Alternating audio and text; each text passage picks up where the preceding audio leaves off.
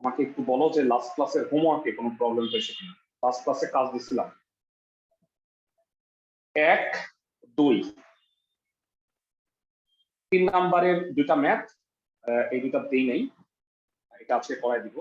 4, 5, 5-এর 3 number ম্যাথটা আজকে করাই দিব। 6 নাম্বার 7 আমি করাই দিছিলাম।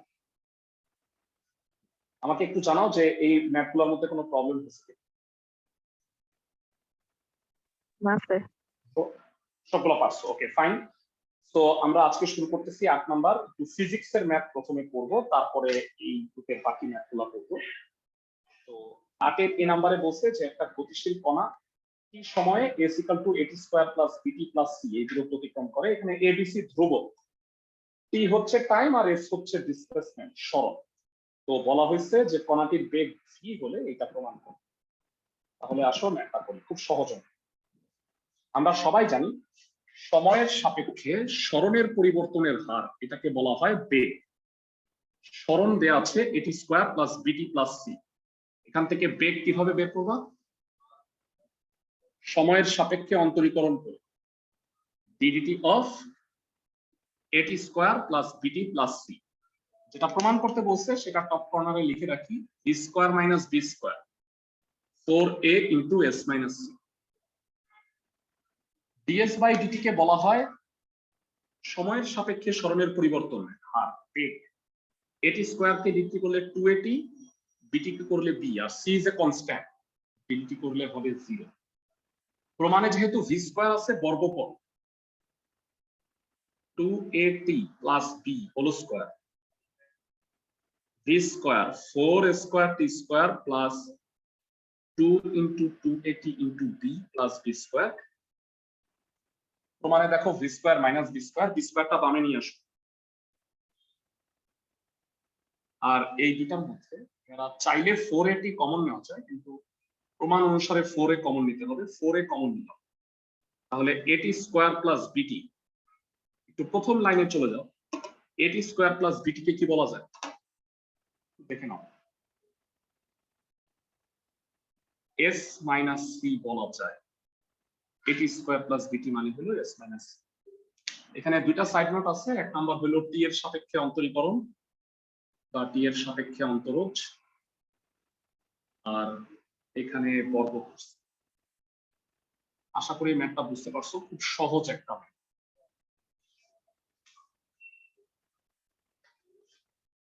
ক্লাসের সবাই কি অঙ্কটা বুঝছো? সময়ের সাপেক্ষে সরণের পরিবর্তনের হার, এটাই বেগ।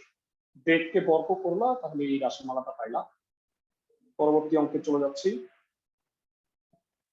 ফিজিক্স রিলেটেড ম্যাথগুলো আগে একটু শেষ করে নিই, তারপরে আমরা এখানে ফিল। তো আমি এই অঙ্কটা একটু দেখো, ভালো করে প্রশ্ন বুঝছো। বলছে একটা বৃত্তের ব্যাসার্ধ সমহারে বাড়তেছে।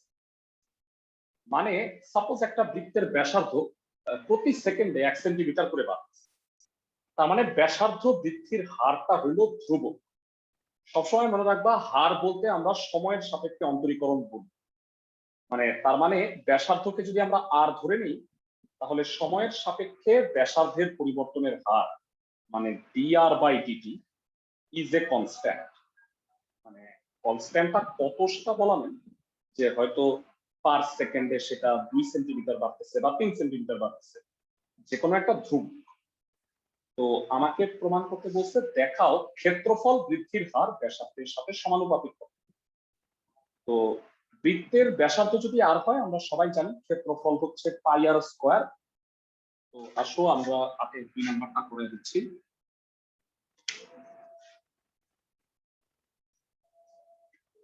ব্যাসার্ধ যদি বাড়তে থাকে, ক্ষেত্রফল অবশ্যই বাড়বে। দেয়া আছে, ধরি বৃত্তের ব্যাসার্ধ হচ্ছে r একক। দেয়া আছে dr/dt সময়ের সাথে সাথে ব্যাসার্ধের পরিবর্তন ইজ এ কনস্ট্যান্ট। তো জানা আছে বৃত্তের ক্ষেত্রফল a = হইল πr²।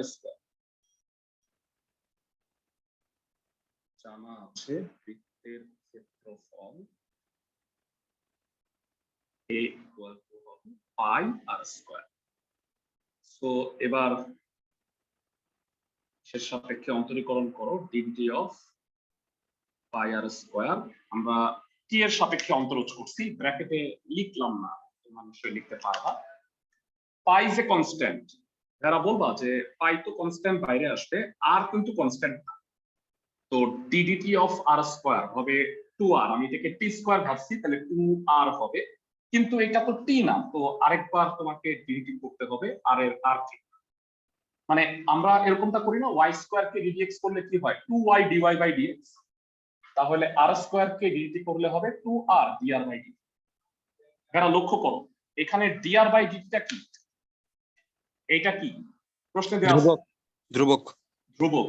2 কনস্ট্যান্ট পাই কনস্ট্যান্ট, তাহলে পুরাটা কনস্ট্যান্ট গুণ কনস্ট্যান্ট একটা কনস্ট্যান্টই হয়, তো আমি বলতে পারি এটা ধ্রুবক ইনটু আর। তো ধ্রুবকটা উঠে গেলে এটাকে আমরা কি বলি বলতো? সমানুপাতিক।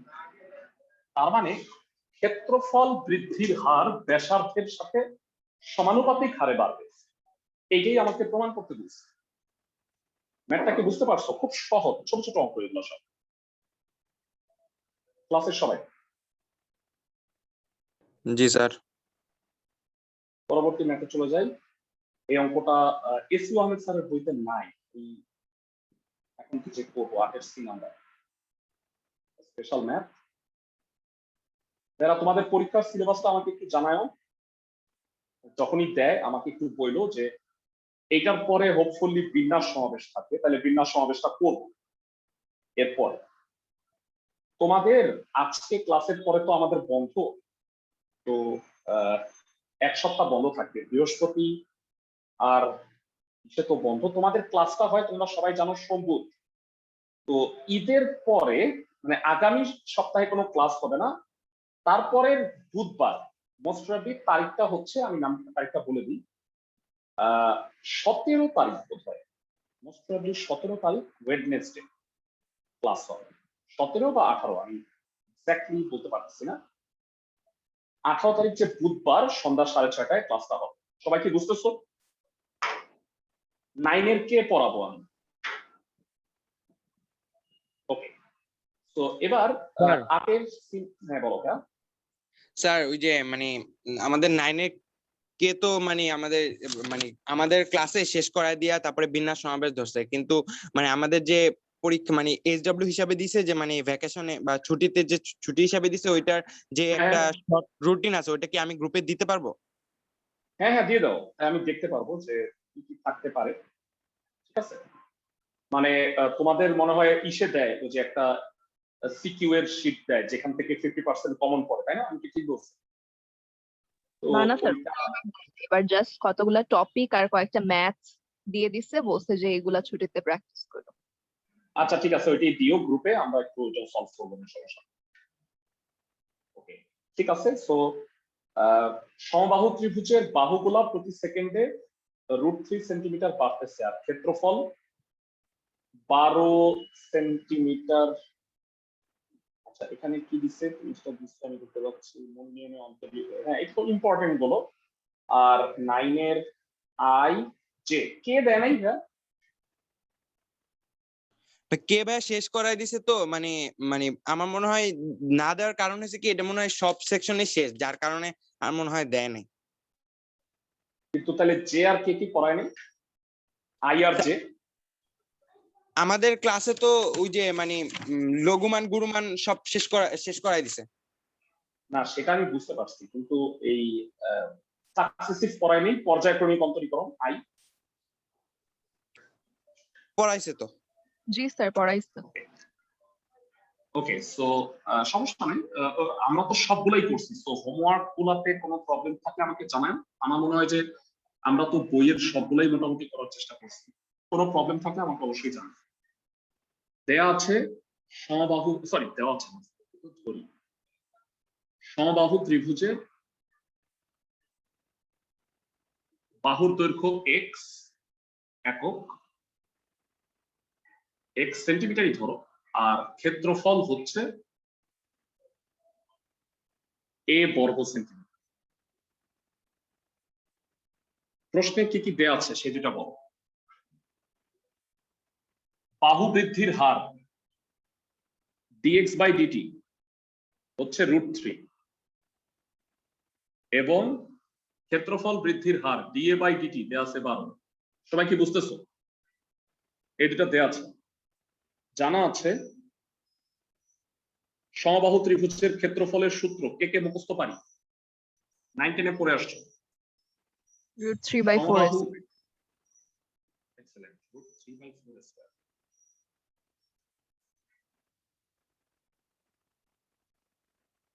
t এর সাপেক্ষে অন্তরীকরণ করো dA by dt ddt of √3/4 x square dA by dt √3/4 into 2x into এটা তো x না dx by dt। তো ভাইরা দেখো এই দুইটা ভ্যালু আমরা জানি। dA by dt হলো 12 √3/2 into x into হলো √3। সো ক্যালকুলেশন কমপ্লিট করো। 12 এই পাশে আসলো 24 হয়ে গেল আর এটা 3x। তাহলে x এর মান হবে 8। তার মানে অ্যানসার হবে 8 সেন্টিমিটার। মানে সমবাহু ত্রিভুজের এক বাহুর দৈর্ঘ্য হচ্ছে 8 সেন্টিমিটার। ম্যাথটা কি বুঝতে পারছো? √3/4 কনস্ট্যান্ট, x স্কয়ার কে dt করলে 2x, কিন্তু এটা তো t না, তাহলে dx বাই dt আর dA বাই dt দেওয়া ছিল, মানটা বসাই দিচ্ছি। ক্লাসের সবাই কি বুঝছো?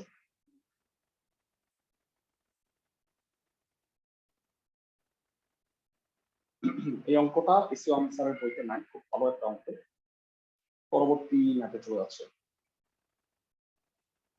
যারা তোমাদের হয়তো মনে আছে যে পরের পেজে আমরা 9, 10 এগুলা করছিলাম। 11 নাম্বার যে ম্যাথটা আছে যারা, এই ম্যাথটা কিন্তু এর আগেও আছে, আমি এটা করব।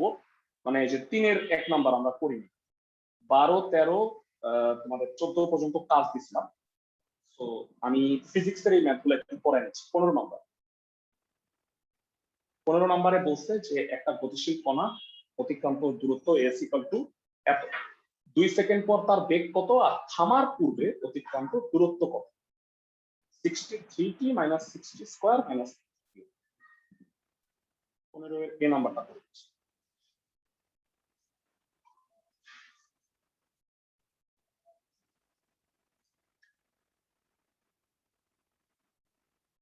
দেয়া আছে 3 সেকেন্ড পর অতিক্রান্ত দূরত্ব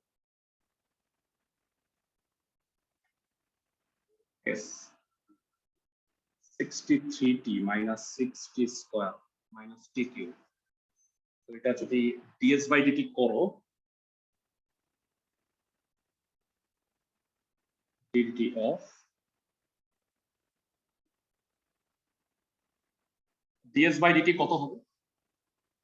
বেগ v, এটা হবে 63 - 12t - 3t স্কয়ার। তো বলছে t = 2 সেকেন্ড, 2 সেকেন্ড পর বেগ কত? t = 2 সেকেন্ড পর বেগ কত হবে জানাও ভাইরা একটু। 63 - 12 × 2 - 3 × 2 square.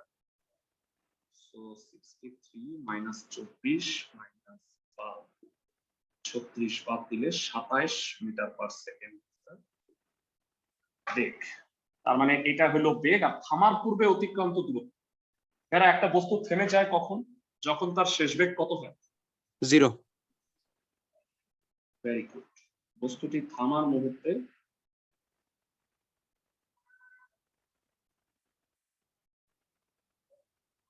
v = 0, 63 - 12t - 3t square = 0, -3 common নাও, t স্কয়ার + 4t - 21 = 0, -3 বাদ দিয়ে দাও, মিডল টার্ম 3 × 7 = 21। কমপ্লিট করো, t এর মান কত হবে?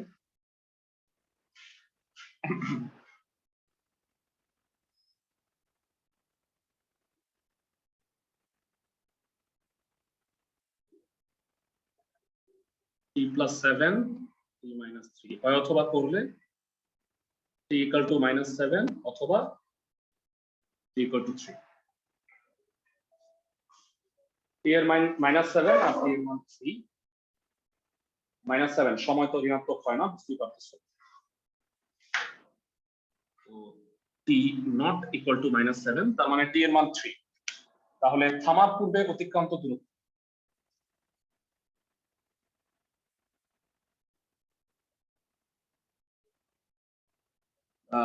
t এর মান 3 বসায় দাও 63 গুণ 3 -6 ইনটু 3 স্কয়ার মাইনাস 3 কিউব কত হয় ধরো 189 মাইনাস 654 মাইনাস 27 108 মিটার বোধ হয় ফিজিক্সের অঙ্ক পুরোপুরি ক্যালকুলাসের সাহায্যে করলাম বুঝছো সবাই এই অঙ্কগুলো ইজি তো ইজি গুলা খুব বেশি করব না যেগুলা পারবা আমি এগুলা বাদ দিয়ে দিচ্ছি ভেরা আই থিঙ্ক তোমরা এই এফ আর জি এই ম্যাথগুলা করতে পারবা তাই না দেখো এটা এস আছে ডিএস বাই ডিটি করলেই হবে আর এটাও এস ডিএস বাই ডিটি করবা আবার ডিভি বাই ডিটি করবা বেগ আর ত্বরণ দুটি বের করতে পারবা সবাই জি স্যার ক্লাসের সবাই হোপফুলি এই দুটা পারবা এই দুটা ম্যাথ সেম দেখো বি এবং ডি আমি একটা করাই দিচ্ছি তোমাদের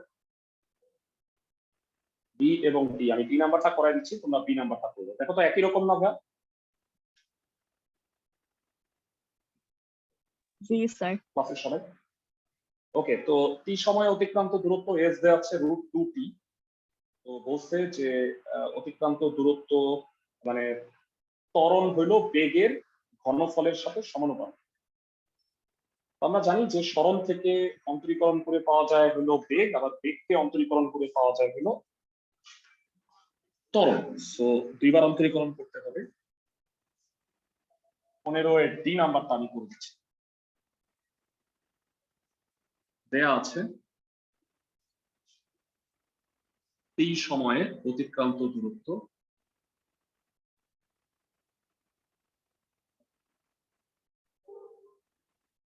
s equal to √2t বা ds বাই dt করো t এর সাপেক্ষে অন্তরীকরণ √2 ইজ এ কনস্ট্যান্ট √2 বাইরে আসবে আমাকে একটু জানাও যে √2 কে dt করলে কি হয় 1/2 √t সো √2 বাই 2 কাটা সো এটা কত হবে বলো 1/√2 1/√t এটা মানে t এর পাওয়ার -1/2 বলা যায় সো এটা 2 এর পাওয়ার -1/2 তুমি এটাকে বলতে পারো 2t এর পাওয়ার মাইনাস এটা হলো বেগ এবার এটাকে আবার অন্তরীকরণ করো dv বাই dt এবার আমাকে একটু জানাও যে dv বাই dt ত্বরণ a 2t এটাকে dt করলে হবে -1/2 আছে -1/2 সামনে আসলো 2t টু দি পাওয়ার -3/2 কিন্তু এটা কি t না এটা হলো 2t তাহলে আরেকটা 2 হবে তো হাফ আর 2 কাটা তো এটা হলো -2t টু দি পাওয়ার -3/2 লক্ষ্য করো এটাকে চাইলে আমি কিন্তু এরকম লিখতে পারবো 2t টু দি পাওয়ার -1/2 তার পাওয়ারে হলো 3 খেয়াল করো 2t এর পাওয়ার -1/2 মানে কি বেগ না -1 আছে -1 একটা সমানুপাতিক ধ্রুবক তাহলে কি আমি বলতে পারি যে a হইল সমানুপাতিক dq ত্বরণ হইল বেগের ঘনফলের সমানুপাতিক -1 ইজ এ কনস্ট্যান্ট চিন্তা করো এই অঙ্কে দুইবার অন্তরীকরণ করা হয়েছে একবার এখানে t এর সাপেক্ষে আরেকবার এখানে আবার দুইবার t এর সাপেক্ষে অন্তর হচ্ছে সাইড নোট দুইটা দিবা ম্যাথটা বুঝছো ক্লাসের সবাই s থেকে v পাইছি v থেকে ক্যালকুলেশনটা কি এই জায়গায় অনেকে একটু ভুলায় ফেলে, তো ক্যালকুলেশনটা দেখি। হুবহু একই রকম একটা ম্যাথ আছে, তো তুমি এটা করলে পারবা। তো এটা মনে হয় আমার এটা করতেই পারবা। প্রশ্নে দেখো এই এই অঙ্কটা আমার মনে হয় সি নাম্বারটাও পারবা। এস থেকে ডিভি বাই ডিটি ত্বরণ বের করবা, তাহলে টি এর মান 10 হইলে বেগ বের করতে পারবা না? সবাই কি বুঝতেছো? জি স্যার, পারবো। এরা ই নাম্বারটা আমি দেখাই দিচ্ছি, যদিও এই নাম্বারটা খুবই সহজ। একটা পুকুরের বৃত্তাকার ঢেউয়ের পরিধি বৃদ্ধির হার হইল এ ফুট পার সেকেন্ড, তাহলে দেখাও যে ব্যাসার্ধ বৃদ্ধির হার a by 2 pi foot per second. একদম সোজা। ব্যাসার্ধ আর ধরে নাও, তাহলে পরিধি কত হয়? 15 এর ই। ধরি ব্যাসার্ধ হচ্ছে আর, তাহলে পরিধি হবে 2 পাই আর।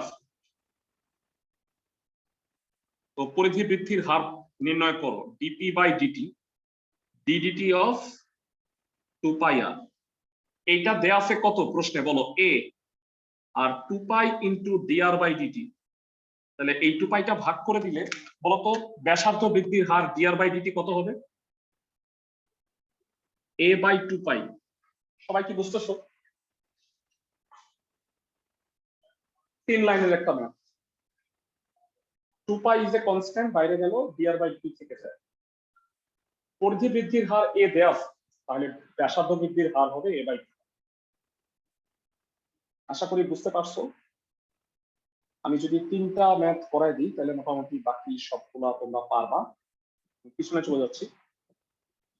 তোমরা একটু দেখো তো এই ম্যাথটা 3 এর এ, ভালো করে শুনো। একটা বক্ররেখা যে সমস্ত বিন্দুতে এক্স অক্ষকে ছেদ করে ওই বিন্দুতে স্পর্শকার অবিলম্বের সমীকরণ 3 এর এ। তাহলে এইটা আবার আলাদা বিলোপ কেন? মানে আমি আসলে বুঝতে পারলাম না। দেখো তো এই অঙ্কটা সেম না? 11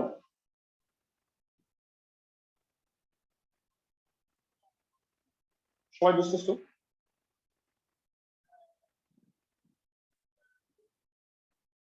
ক্লাসের সবাই 3 এর এ 11 এ সেম অঙ্ক আর কি। তাহলে আমি 3 এর দুইটা ম্যাথই করাই দিব তোমাদের। এই দুইটা তোমাদের কলেজ পরীক্ষার জন্য ভেরি ভেরি ইম্পর্টেন্ট, বিশেষত 3 এর বি, খুবই হিট। 3টা অঙ্ক আমাদের বাকি আছে, 3 এর এ বি আর 5 এর ই। তো আমার মনে হয় আমি 3 এর এ নাম্বারটা আগে করাই। 3 এর এ নাম্বারটা বলছে যে এই বক্ররেখাটা যে সমস্ত বিন্দুতে এক্স অক্ষকে ছেদ করে, এক্স অক্ষে ওয়াই এর মান হয় 0। এখান থেকে স্থানাঙ্কটা বের করে নাও, তারপরে ঢাল বের করো, তারপরে স্পর্শকার অভিলম্ব। 3 এর এ করে দিচ্ছি।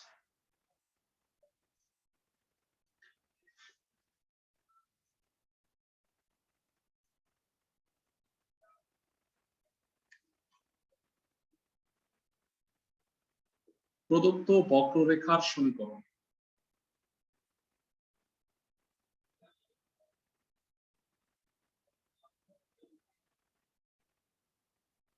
এক্স অক্ষ বরাবর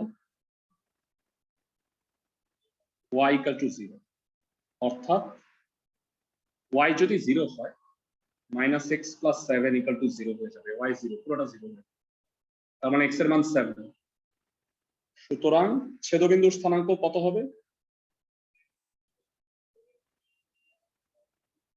ছেদবিন্দুর স্থানাঙ্ক 7,0। এবার আমাকে বলো আবার বক্ররেখার সমীকরণটা কি হবে?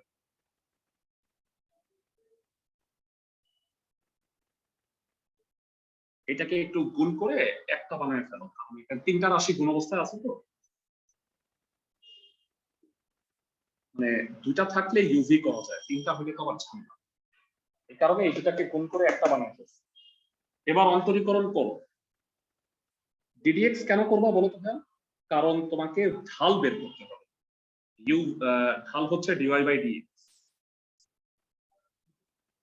উভয় পক্ষে ডিডিএক্স করলাম, এটা ইউ এটা V. u ddx of v plus v ddx of u, x K dx করলে 1, 7 কে করলে 0, 0 কে করলে 0। সো dy by dx এর মানটা এখান থেকে বের করে ফেলতে পারবা 1 minus y into 2x minus 5. So dy by dx will be 1 minus y into 2x minus 5 by x square minus 5x plus 6.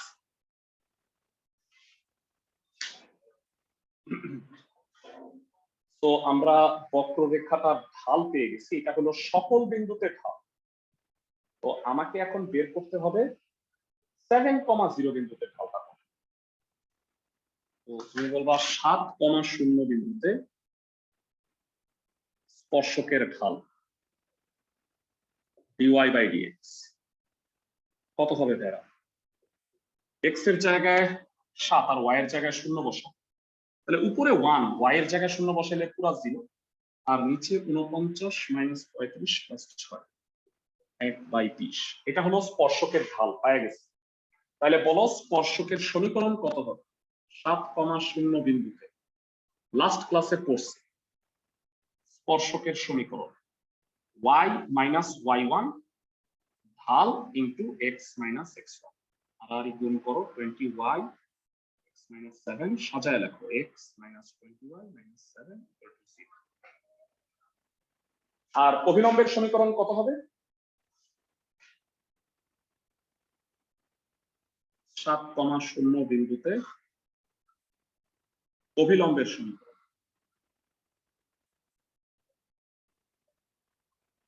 অভিলম্বের সমীকরণ হবে স্পর্শকের ঢাল যদি 1/20 হয়, অভিলম্বের ঢাল কত ভাইরা? -20, তাহলে হবে 20x plus y minus 140 equal to 0। তাহলে এই দুটো आंसर ভাইয়া, স্পর্শক, অভিলম্ব, স্টার মার্ক। হ্যাঁ, যে তিনটা অঙ্ক লাস্টে করাই দিচ্ছি, চ্যাপ্টারের সবচেয়ে ইম্পর্টেন্ট তিনটা। 3 এর A নাম্বার, ম্যাথটা বুঝছো আমাকে জানাও ক্লাসের সবাই। জি স্যার। ওকে, 3 এর B করব, তার আগে আমরা যে অঙ্কটা করাই দিচ্ছি সেটা হলো 5 এর C, 5 এর E নাম্বার লাস্ট, খুব ইম্পর্টেন্ট। প্রশ্নে বলা হয়েছে একটা বক্ররেখার যে সমস্ত বিন্দুগুলো যে সমস্ত বিন্দুতে স্পর্শক অক্ষের সাথে সমান কোণ উৎপন্ন করে, এরা একটা স্পর্শক যদি অক্ষের সাথে সমান কোণ উৎপন্ন করে তাহলে দুইটা সরলরেখা, একটা সরলরেখার ঢাল হইল 1 মানে tan 45 ডিগ্রি, আরেকটা ঢাল হইল tan 135 ডিগ্রি মানে -1। এরা খেয়াল করো, স্থানাঙ্কের অক্ষের সাথে যদি সমান সমান কোণ উৎপন্ন করে তাহলে এই সরলরেখাটা যেটা হয় তার ঢাল হইল tan 45 মানে 1, আর এই সরলরেখাটার ঢাল হইল tan 135 মানে -1। মোদ্দা কথা, কোন সরলরেখা যদি অক্ষদ্বয়ের সাথে সমান কোণ উৎপন্ন করে তাহলে তাদের ঢাল হবে +-1। এটা সরলরেখার চ্যাপ্টারে ছিল, মনে আছে সবার? আমি যাদেরকে 3.6 পড়াইছি এই টাইপের একটা অঙ্ক কিন্তু ছিল। তো আমরা জানি ঢাল মানে tan থিটা, ঢাল মানে dy by dx। তো tan থিটাটা মানে হলো +-1, কারণ একটা tan 45 আর একটা tan 135, আর y যেহেতু দেয়া আছে এখান থেকে আমরা ঢালটা বের করে ফেলতে পারবো dy by dx হিসেবে। তো dy by dx equal to tan theta বসাইলে তুমি x এর মান পেয়ে যাবা, এটাই আমাকে বের করতে বলছে, কুচ খালি বলতে। এখানে কিন্তু স্থানাঙ্ক বের করতে বলেন, মানে y এর দরকার নেই। বুঝতে পারছো ম্যাথটা সবাই? ক্লাসের সবাই 3x³ - 3x² - 2x + 1। 5 এর কি নাম্বার? তোমাদের এনআইসির জন্য এই তিনটা অঙ্ক মানে একদম মার্কা মারা বলে দিচ্ছি। 3 এর A B, 5 এর E, লাস্টে যে তিনটা পড়াচ্ছি খুব ভালো করে করো, পরীক্ষায় আসে।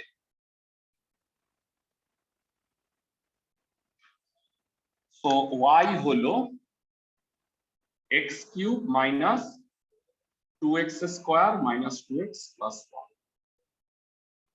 ঠিক লিখছি নাকি 3x স্কোয়ার?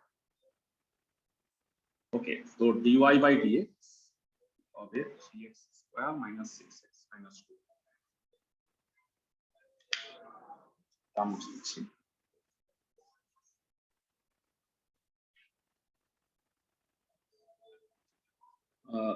বক্ররেখার স্পর্শ, এই লাইনটা ভাইটাল একটা লাইন। বক্ররেখার স্পর্শ অক্ষদ্বয়ের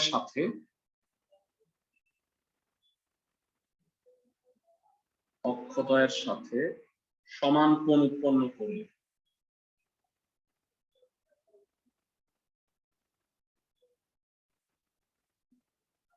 স্পর্শকের ঢাল tan 45 ডিগ্রি ইকুয়াল টু 1 অথবা tan 135 ডিগ্রি মানে মাইনাস। তার মানে ঢালটা হলো একবার 1 একবার -1। প্রশ্ন মতে প্রথমে আমরা 1 বসাই, dy by dx equal to 1, 3x square minus 2x minus 2 equal to 1, 2 বামে নিয়ে আসো, 1 বামে নিয়ে আসো, তাহলে 3x square minus 6x minus 3, 3 common নিয়ে কেটে দাও, x square minus 2x minus 1। যারা বলো এটা ভিডিওট্রান যেহেতু যায় না তাহলে 9-10 এর নিয়মে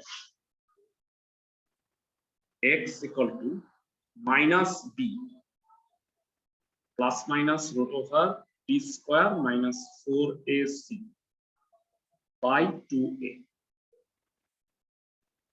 কত হয় 2 plus minus root 8 by 2, root 8 মানে হচ্ছে 2 root 2, 2 কমন নিয়ে কেটে দাও, লবার হয়, x এর মান হবে 1 plus minus root 2। তার মানে বিন্দুর ভুজ দুইটা হলো 1 plus minus root 2। এটা একটা পার্ট হচ্ছে। যারা লক্ষ্য করো যে আমাদের কিন্তু আরেকটা আছে, আবার ঢাল কিন্তু 1 ও হতে পারে আবার -1। তো আবার তুমি লেখো dy by dx equal to হলো -1, মানটা বসাই 3x square minus 6x minus 2 equal to -1, -1 বামে আনলে এটা -1 হবে।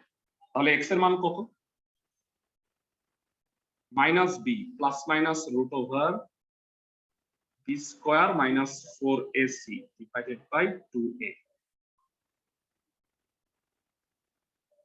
6 plus minus root 48 by 6, root 48 হইলো ভাইরা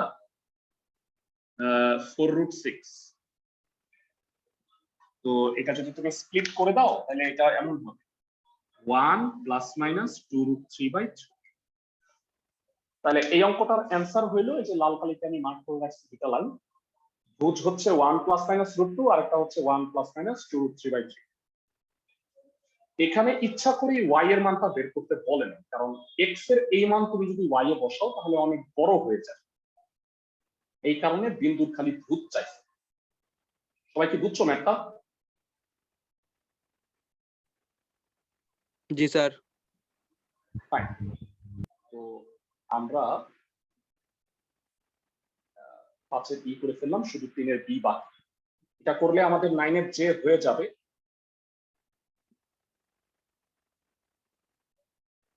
তো আমি 3 এর বি নাম্বারটা একটু দেখাই। 3 এর বি নাম্বারে বলা হয়েছে দেখাও যে এই বক্ররেখার যে কোনো স্পর্শক মানে যে কোনো বিন্দুতে স্পর্শ দ্বারা অক্ষ দুইটি থেকে কর্তিত অংশের যোগফল। এরা তোমরা কি জানো যে একটা সরল রেখা যদি এমন হয় x by a plus y by b equal to 1, তাহলে এটার x অক্ষের কর্তিতাংশ হলো a আর y অক্ষের কর্তিতাংশ হলো b।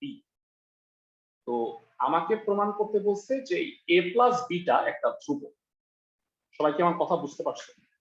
মানে আগে আমি স্পর্শকের সমীকরণটা বের করব, সেইটাকে আমি x by a plus y by b আকারে প্রকাশ করব, তারপরে আমি প্রমাণ করব যে a plus b টা হবে একটা ধ্রুবক। সবাই আমার কথা বুঝছো তো? অক্ষ সংক্রান্ত সরল রেখার সমীকরণ আমরা সরল রেখার চ্যাপ্টারে পড়ছিলাম। তো স্পেশাল একটা ম্যাথ। সো 3 এর বি নাম্বার, প্রথমে এখানে কিন্তু কোনো বিন্দু দেওয়া নেই, যারা বিন্দু দেওয়া না থাকলে আমরা কি ধরে নিই বলতো? x1 y1 মনে আছে সবার? আমরা বিন্দুটা ধরে নিই x1 y1।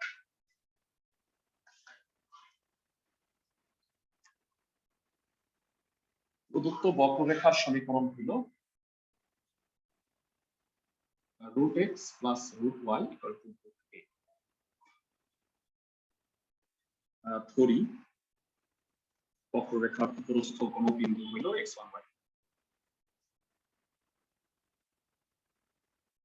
বক্ররেখার উপরস্থ যে কোনো বিন্দু x1, y। তাহলে এটা দ্বারা সিদ্ধ হবে অবশ্যই। সিদ্ধ হলে কি হবে? √x1 + √y1 = a। এক নাম্বার দিয়ে রাখতে হবে, এটা কাজে লাগবে। এবার আমি নরমাল নিয়মে বক্ররেখার স্পর্শকের সমীকরণ বের করব। এখন √x + √y = a। আমরা জানি যে সবার আগে ঢাল বের করতে হবে।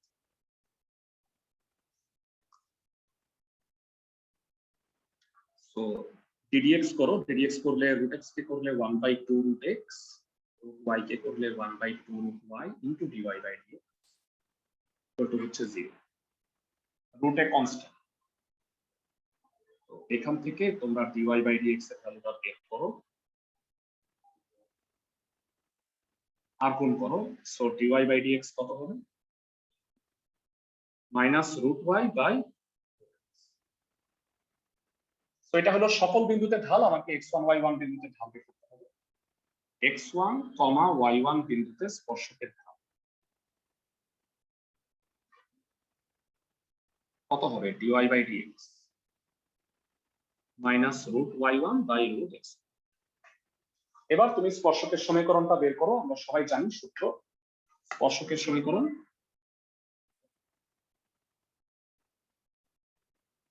y - y1 dy/dx * x - x1। এবার ক্যালকুলেশন কমপ্লিট করো। √x1 টা বামে নিয়ে আসো। √x1y - √x1y1 আর এখানে হচ্ছে x √y1 + x1 √y1। দেখো ভাইরা, এখানে একটু চলক কোনটা খেয়াল করো। x আর y যেটা আছে সেটা চলক। তো তুমি এই x টাকে বামে নিয়ে আসো। x √y1 + y √x1 আর এটাকে ডানে নিয়ে যাও। x1 √y1 + √x1 y1। তুমি যদি চাও যে এই সরলরেখাটাকে x/a + y/b আকারে প্রকাশ করতে, তাহলে খেয়াল করো x এর সাথে √y1 আছে, y এর সাথে √x1 আছে। দুইটা দিয়েই ভাগ করো। √x1 √y1 দুইটা দিয়েই ভাগ করো। তাহলে হবে x/√x1 y/√y1। এখানে √x1 √y1 দিয়ে ভাগ করলে কি হবে? √x1 আর এটা হবে √y1। এই লাইন থেকে এই লাইনে কি করছি?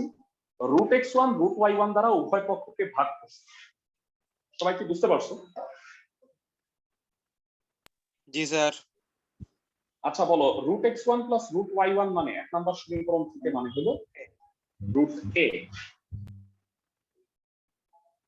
তো এইটা কিন্তু এখনো টিল নাও সাধারণ সমীকরণ হয় না। এটা 1 হলে হইতো।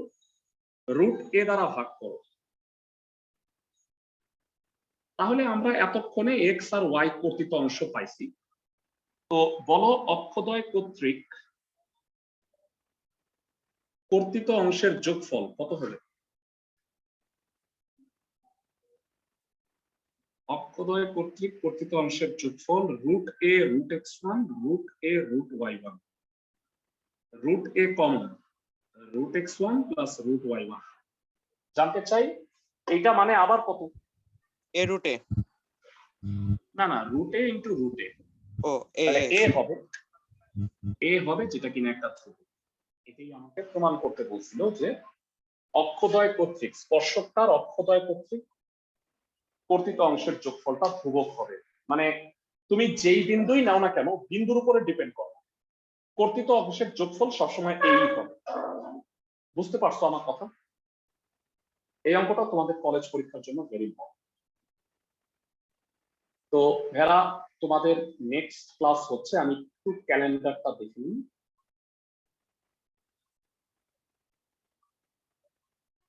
আগামী সপ্তাহের বুধবার,